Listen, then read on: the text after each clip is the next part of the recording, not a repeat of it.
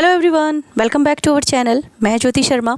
इस वीडियो में आपके साथ विलियम शेक्सपियर की सोनेट नंबर 130 डिस्कस करूंगी, जिसका टाइटल है my mistress eyes are nothing like the sun. Actually ये सोनेट जब आप पढ़ेंगे ना तो आपको खुद को थोड़ा सा अलग सा फील होगा। क्यों?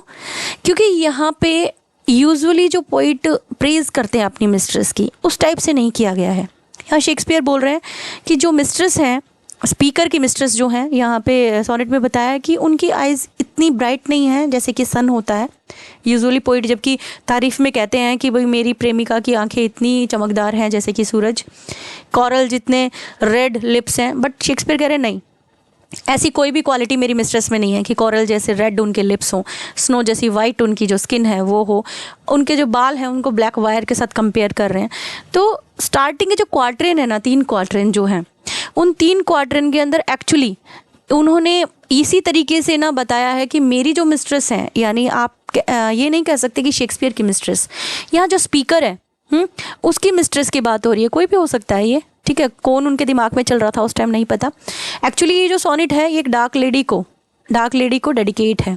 ओके, तो उनके बारे में कह रहे हैं कि ये जो डार्क लेडी है ना, इनकी अगर मैं बात करूँ तो इनकी आइज़ इतनी ब्राइट नहीं है जैसे कि सन हो, कॉरल जैसा इनके लिप्स रेड नहीं है, ये सब चीज़ें वो बता रहे हैं 3 क्वार्टरन के अंदर। लेकिन लास्ट का जो कपलेट है, एक लास्ट की जो 2 लाइनें हैं, कपलेट जिसको बोलते हैं, उनके अंदर वो बता देते हैं कि मेरी मिस्ट्रेस के अंदर चाहे ये सब क्वालिटी ना हो, क्योंकि जब पोइट इस तरीके की बात करते हैं ना तो लगता है जैसे झूठ बोल रहे हैं कि किसी की आंखें इतनी चमकदार हो सकती हैं जैसे सूरज चमकता है। हाँ, हमें थोड़ा सा झूठ सा लगता है, लेकिन यहाँ जब हम पढ़ेंगे ना शेक्सपियर की बातें तो हमें समझ में आएगा कि वाकई में ये कुछ है ना ट्रू हमें बताना चाह रहे हैं, कुछ सच जो है वो हमारे सामने रिवील कर रहे हैं। चलिए जानते हैं हमारी पोम के बारे में। पहले ये जो पोम है विलियम शेक्सपियर ने लिखी है, एक रिनाउंड इंग्लिश पोइट है। इनका जो थीम है पोम का, यानी जो हम सोनेट आज डिस्कस करने वाले हैं, उसका थीम है authenticity of love. Style Shakespeare की as usual like his other sonnets, same rich in imagery and metaphorical language. अब मैसेज देख लेते हैं। मैसेज जो है ना पोम का, वो है कि जेन्युइन लव जो होता है वो अप्रिशिएट करता है ट्रू ब्यूटी को, किसी भी पर्सन की ट्रू ब्यूटी को अप्रिशिएट करेगा अगर लव जेन्युइन होगा तो। यही मैसेज हमें मिलेगा। अब हम थोड़ा सा विलियम शेक्सपियर के बारे में जान लेते हैं। वैसे तो ये किसी इंट्रोडक्शन के मोहताज है ही नहीं, लेकिन फिर भी थोड़ा सा समझ लेते हैं क्योंकि हम इसे पढ़ने वाले हैं। विलियम शेक्सपियर का लाइफ स्पैन 1564 से 1616 के बीच का है। ओके, ये एक एक्टर हैं, प्ले राइट हैं, पोइट हैं। 37 प्लेज, 154 सोनेट्स इन्होंने लिखे हैं। इनकी जो 154 सोनेट्स हैं 2 पार्ट्स में डिवाइडेड हैं। अगर हम कहें कि इन्होंने किसने एड्रेस की हैं, तो जो कुछ पोम हैं, सोनेट्स हैं, वो तो इन्होंने एक फेयर यूथ को डेडिकेट की है। जो हमने प्रीवियस जो सोनेट पढ़ी थी वो फेयर यूथ को डेडिकेट थी, और जो बाकी की है ना सोनेट वो डार्क लेडी को डेडिकेट की हैं। यानी जो आज हम पढ़ने वाले हैं वो ये वाला कलेक्शन है, डार्क लेडी वाला, डार्क लेडी को डेडिकेट है। और यहाँ ये यही कह रहे हैं कि वो जो डार्क लेडी है ना वो इतनी खूबसूरत नहीं है जैसे मैं कहूँ कि भाई सूरज के जितनी चमकीली उसकी आंखें हैं, बहुत पिंक पिंक से उसके चिक्स हैं। नहीं, ऐसा कुछ भी नहीं है, लेकिन फिर भी वो बहुत प्यारी है, बहुत रेयर है, मेरे लिए तो बहुत अच्छी है। देखिए, शेक्सपियर जो है वो एक ग्रेटेस्ट राइटर माने जाते हैं इंग्लिश लैंग्वेज की अगर बात की जाए तो, और वर्ल्ड के ग्रेटेस्ट ड्रामेटिस्ट भी माने जाते हैं। इन्होंने जो पैटर्न फॉलो किया है वो किया है 3 क्वार्टरन प्लस 1 कपलेट, और ये शेक्सपियरियन सोनेट के नाम से फेमस हुआ है, ये जो इनका तरीका है। चलिए समझ लेते हैं सोनेट जो इनकी है, इनका जो तरीका है उसको समझ लेते हैं।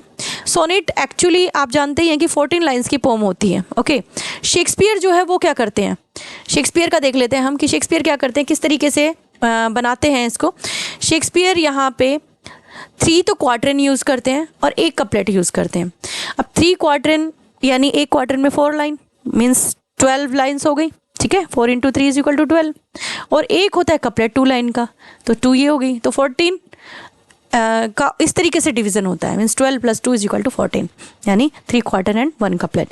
अब पोजीशन क्या रहती है कि फर्स्ट 3 स्टेंजा के अंदर तो क्वार्टरन होगा, फाइनल स्टेंजा जो है वो कपलेट का होगा। राइम स्कीम कुछ इस तरह से रहती है। और फंक्शन की अगर बात की जाए तो 3 क्वार्टरन के अंदर तो किसी प्रॉब्लम को डिस्कस करेंगे और फाइनल कपलेट के अंदर उसका रिजोल्यूशन या कंक्लूजन दे देते हैं। सेम यहाँ होने वाला है कि 3 जो कपलेट है उसके अंदर तो बताएंगे कि भाई जो मेरी मिस्ट्रेस है उसके अंदर ये क्वालिटी नहीं है, ये क्वालिटी नहीं है, ये नहीं है, लेकिन लास्ट के कपलेट में कहते हैं कि चाहे कोई भी क्वालिटी ना सही, लेकिन फिर भी वो मेरे लिए बहुत रेयर है, बहुत प्यारी है, बहुत अच्छी है, उसके जैसी कोई नहीं है। चलिए एंजॉय करते हैं हमारी सोनेट को।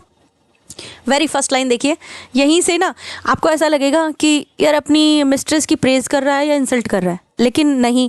जो ट्रू लव है वो फिज़िकल ब्यूटी को मतलब इतना महत्व नहीं देता। अगर सच्चा प्यार है ना तो फिज़िकल ब्यूटी की तरफ इतना ध्यान नहीं देता।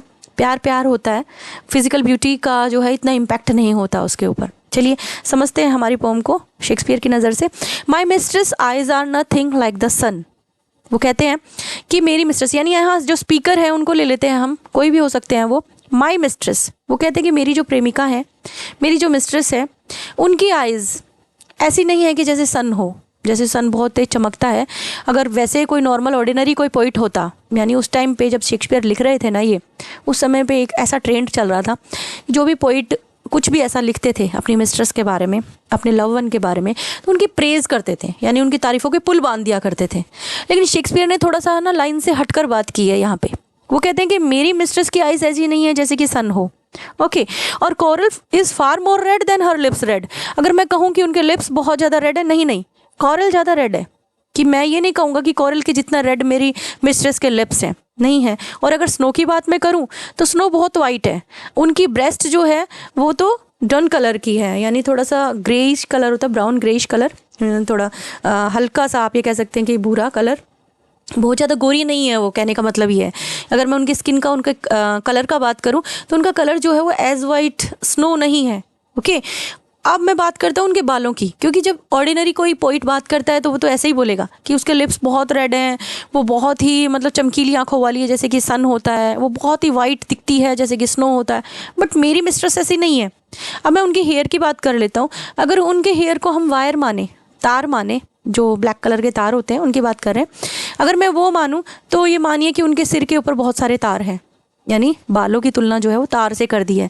जबकि वो बहुत खूबसूरत कोई भी और जो है ना सिमिली यूज़ कर सकते थे, कोई और वर्ड यूज़ कर सकते थे, लेकिन उन्होंने क्या है यहाँ पर आप कह सकते हैं कि रियलिटी बताई है।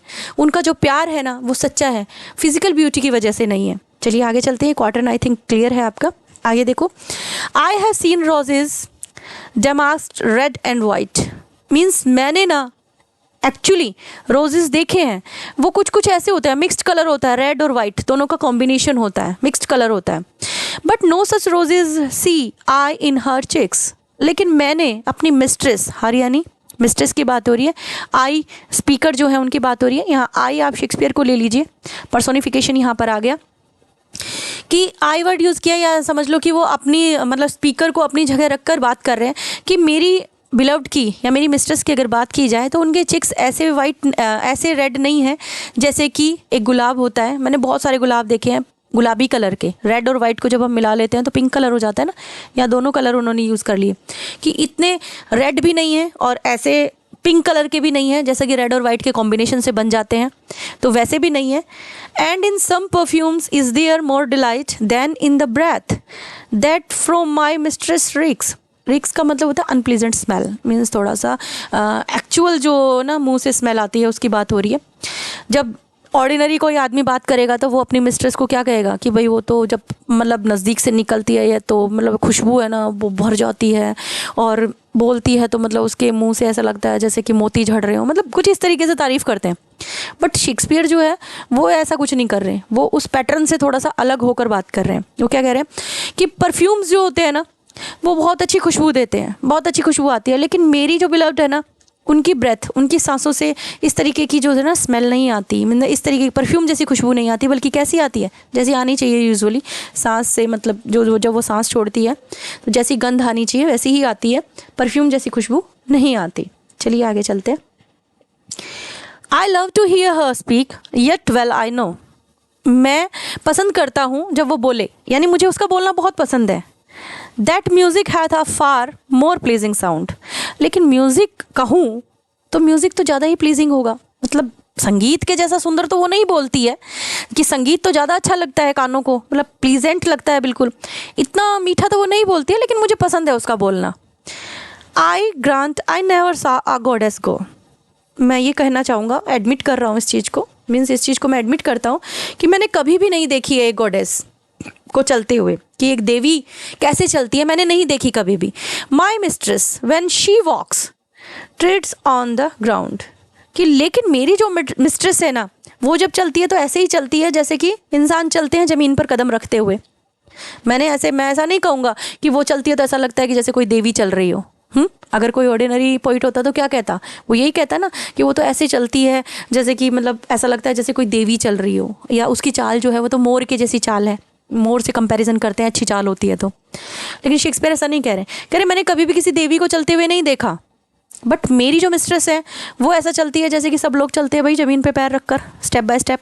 ओके, चलिए अब ना 3 क्वार्टर में तो उन्होंने बता दिया कि ऐसी नहीं है मेरी मिस्ट्रेस कि मैं ये कहूँ कि भाई ख्वाबों में जैसे सोचते हैं कि इतनी प्यारी इतनी सुंदर, बस देखते ही रह जाओ इस टाइप से। नहीं, ऑर्डिनरी है बिल्कुल। कपलेट के अंदर वो बताएंगे क्या कह रहे हैं, देखिए। एंड येट बाय हेवन यानी बाय गॉड मीन्स जैसे अपन आई स्वेयर बोलते हैं, जैसे कसम खाते हैं ना, आई स्वेयर। लेकिन मैं ये ज़रूर कहूँगा कसम से कि I think my love as rare. मेरी जो मिस्ट्रेस है ना वो रेयर है, मैं ये ज़रूर कहूँगा। मैं ये सोचता हूँ कि बेशक वो इतनी बेहद खूबसूरत नहीं है कि मैं उसका कंपैरिजन बड़ी बड़ी चीज़ों से करूं, लेकिन फिर भी वो रेयर है, मेरे लिए तो परफेक्ट है, बहुत अच्छी है। As any she belied with false compare. Belied का मतलब होता है मीन्स जैसे कि कोई फॉल्स अपीयरेंस दे रहा है, उसके लिए बोलते हैं कि जो झूठी तारीफ़ की जाए ना उससे मैं कंपेयर नहीं करना चाहता उसको। ये जैसे कवि करते हैं ना झूठी तुलना, उस तरीके से उसकी सुंदरता को बढ़ा दे, मैं ऐसा कुछ नहीं करना चाहता। बस मैं एक शब्द में ये कहूँगा कि माई लव एज रेयर, कि मेरी जो लव है, मेरी जो मिस्ट्रेस है वो रेयर है, उसके जैसी कोई भी नहीं है। तो यहाँ हमें समझ में आ रहा है कि जो हमारा जो स्पीकर है उसका ट्रू लव है, फिजिकल अपीयरेंस की वजह से लव नहीं है, बल्कि लव जो है बाय हार्ट बाय सोल है। ओके, चलिए यहाँ हमारी सोनेट जो है कंप्लीट होती है। Now the time of rhyme scheme. चलिए राइम स्कीम की बात कर लेते हैं हम। अब राइम स्कीम जो है वो निकालने का तरीका देखेंगे। पूरी जो लाइन है उसको रीड नहीं करना है, लास्ट वर्ड जो है सिर्फ उसका साउंड देखेंगे हम और राइम स्कीम को निकालेंगे। देखिए आपके सामने हमने एक पैटर्न जो है वो बना के रखा है, किस तरह से राइम स्कीम जो है इसकी शेक्सपियरियन सोनेट की रही है। लेकिन फिर भी तरीका देख लीजिए। सन, ओके, सन के साउंड को आप मान लो ए, फिर है रेड, सन के जैसा नहीं है, इसे मानेंगे हम बी। अब सन और ये D U and done same सा साउंड कर रहा है, तो ये भी हो गया A. Red and head same sound है, तो ये हो गया बी। देखिए यहाँ पे मेंशन है ना, ये देखो ए बी, तो ये क्वाड्रेंट है जो फर्स्ट, उसकी राइम स्कीम है। अब इसी तरीके से आप नेक्स्ट लाइन पे आएंगे। नेक्स्ट वर्ड है वाइट, चिक्स, डिलाइट, रिक्स। सेम जो है वाइट जो है वो ना ए साउंड जैसा है ना बी साउंड जैसा है, तो हम इसको मानेंगे सी। अब चिक्स जो है ना वो ना तो ए बी सी तीनों में से किसी साउंड के जैसा नहीं है, तो इसको हम डी मान लेंगे। ओके, अब डिलाइट वाइट के जैसा साउंड कर रहा है तो ये सी हो गया। चिक्स जो है रिक्स जैसा साउंड कर रहा है तो ये डी हो गया। ये देखिए सेकंड क्वाड्रेंट के अंदर यही राइम स्कीम है, ये देखिए है ना, सेम है। तो चलिए ये क्वाड्रेंट और ये कपलेट आपके लिए, आप इसका राइम स्कीम एक बार निकालने की कोशिश करना, बिल्कुल ईजी है। ये था आपका वीडियो। अगर आपको पसंद आया इसे लाइक कीजिए, शेयर कीजिए, चैनल को सब्सक्राइब कीजिए। Thanks for watching.